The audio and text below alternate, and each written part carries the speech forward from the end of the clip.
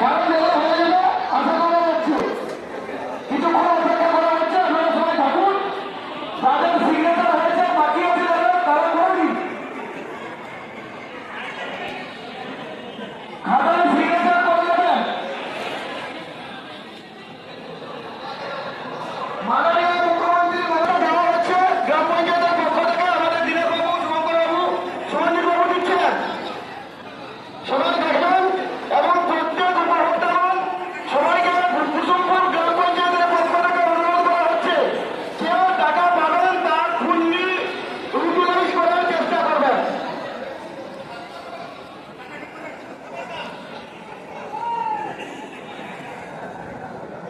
কষ্ট হচ্ছে, একটু রোদে বসতে স্বাভাবিক, সবারই কষ্ট হচ্ছে।